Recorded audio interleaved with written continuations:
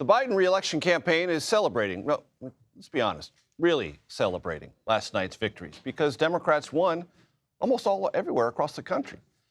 They were so happy about it. Vice President Kamala Harris came out to the West Wing, talked to reporters, and had this to say about the president's bid for reelection. It was a good night, and the president and I obviously have a lot of work to do to earn our reelection, but I am confident we're going to win. Principal Deputy Campaign Manager for the Biden reelection campaign, Quentin Fulks, joins us now. Quentin, your assessment about the most important takeaway from last night. I'm sure you can find many things that encourage you, but if you were to identify the most important, what would it be? Republicans have drastically underestimated the American public. They are out of touch with them. The MAGA agenda failed last night. They have underestimated the Biden-Harris agenda. And they've underestimated Americans' willingness to turn out to protect their democracy.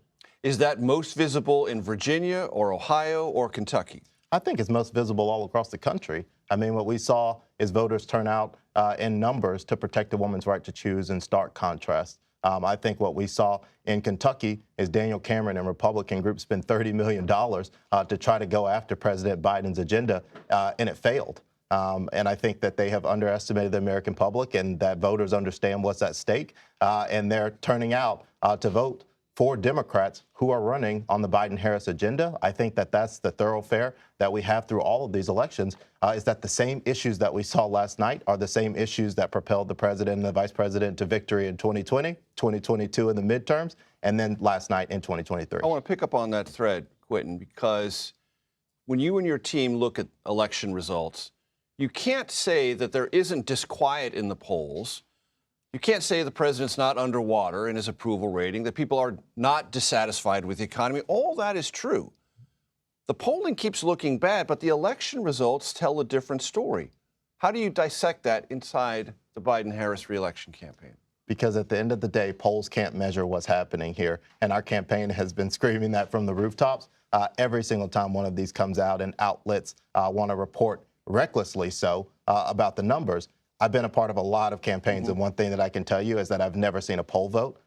Voters do. And I think last night Americans resoundingly stood up to vote for what they believe in, and those are about the issues that the Democratic Party is championing under President Biden's leadership, and that's what they turned out to vote. And so, look, when voters are asked to move their feet to go to the polls, they're voting Democratic. And one thing I also think that is not getting covered is, quite frankly, these polls that are saying, Trump is up, former President Trump is up on Biden. What about the candidates that Trump is endorsing? The last person that he endorsed, Daniel Cameron, lost in Georgia.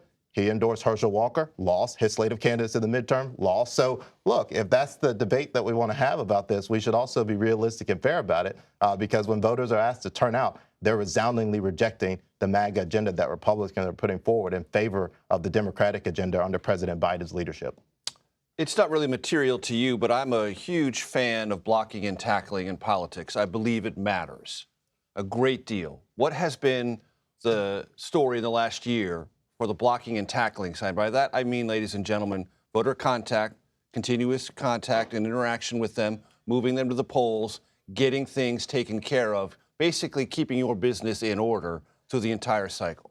I think it's a great question, and my answer to that is simply by ignoring all the noise and putting in the work. I think last night we saw campaigns all across the country in the face of negative polls, negativity around their campaigns, really put in the work, and that's what our campaign is doing. We've been up early communicating with base Democratic voters, constituency voters. I'm very happy with how our campaign has come out of the gate swinging to communicate with voters who, quite frankly, are left behind when it comes to the Democratic Party messaging to them. We've put them at the forefront and made those voters that we know we have to work to have long, sustained conversations with, and we're doing just that so that when we head into 2024, we're going to be leaps beyond where the Republican Party, whoever they nominate, Donald Trump or any other Republican, is, because we are putting in the work, investing in American voters and talking about the issues that they care about, in stark contrast to Republicans fighting to strip a woman's right to choose, fighting to give big pharma tax breaks while we're capping the cost of insulin, fighting to honestly move jobs outside of America while we're bringing jobs into America. President Biden creating 14 million jobs. So when it comes to the accomplishments and what we're talking about on the campaign, we could not be further from where the Republican Party is, and I'm extremely proud of that. When I talk to Democrats, some of them, and they do not wish you ill, not generally, not specifically, describe the coalition as an anti-coalition, meaning they know they're rallying against Trump and what the Republican Party has become. Do you agree with that characterization, or would you describe it as an anti-coalition but with also a pro-component? Well, I mean, I disagree with it on the face because on one hand, if that's the case, then, I think everyone is always going to have an opponent. But what voters are voting for across the country. What they think they mean by that is the biggest trigger is Trump, and Trump is a trigger by himself, and that makes this an anti-coalition more than a pro-coalition. Look, I think that we have to look at the entire package. The entire package is where is the Democratic Party under President Biden's leadership trying to take America versus where Republicans are trying to take it. And that's clear. We are focused on lowering costs and giving tax breaks to middle-class families to make it easier.